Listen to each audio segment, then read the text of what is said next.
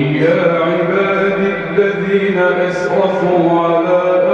أنفسهم لا تقنطوا من رحمة الله إن الله يغفر الذنوب جميعا إنه هو الغفور الرحيم وأنيبوا إلى ربكم وأسلموا له من قبل أن يأتيكم العذاب ثم لا تنصرون واتبعوا أحسن ما أنزل إليكم من ربكم من قبل أن يأتيكم العذاب بغتة وأنتم لا تشعرون أن تقول نفس يا حسرة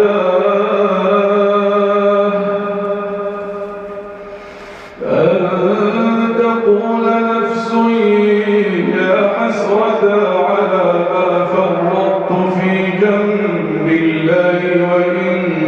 كنت لمن الساخرين أو تقول لو أن الله هداني لكنت من المتقين أو تقول حين ترى العذاب لو أن لي كرة فأكون من المحسنين بلى قد جاءتك آياتي فكذبت بها واستكبرت وكنت من الكافرين ويوم القيامة ترى الذين كذبوا على الله وجوههم مسودة أليس في جهنم مثوى للمتكبرين وينجي الله الذين اتقوا بمفازتهم لا يمسهم السوء ولا هم يحزنون الله خالق كل شيء وهو على كل شيء وكيل له مقاليد السماوات والأرض والذين كفروا بآيات الله أولئك هم الخاسرون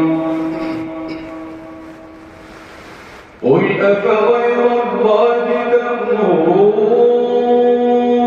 تأمروني أعبد أيها الجاهلون ولقد أوحي إليك وإلى الذين من قبلك لئن أشركت ليحبطن عملك ولتكونن من الخاسرين بل الله فاعبد وكن من الشاكرين وما قدر الله حق قدره والأرض جميعا قبضته يوم القيامة والسماوات مطويات بيمينه سبحانه وتعالى عما يشركون ونفخ في الصور فصعق من في السماوات ومن في الأرض إلا من شاء الله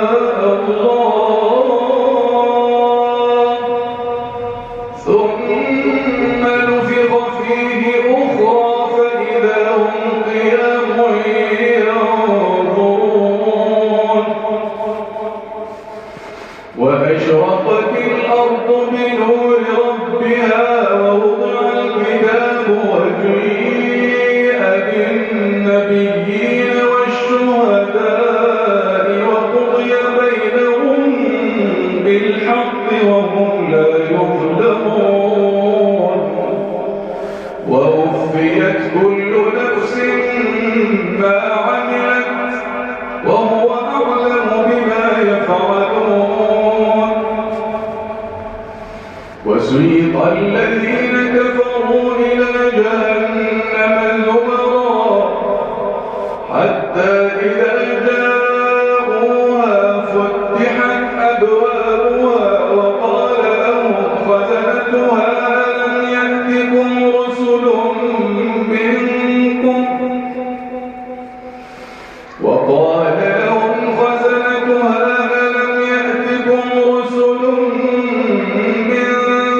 يتلون عليكم آيات ربكم وينذرونكم لقاء يومكم هذا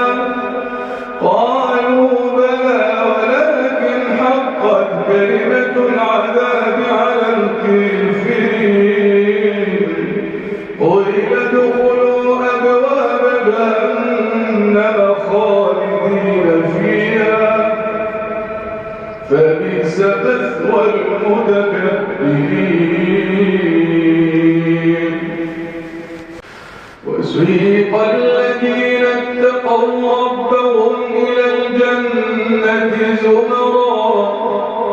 حتى إذا جاءوها وفتحت أبوابها وقال لهم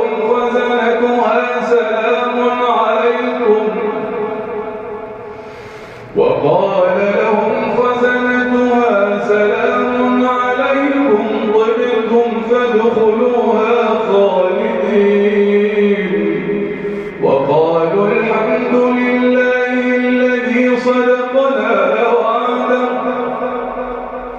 وقالوا الحمد لله الذي صدقنا وعده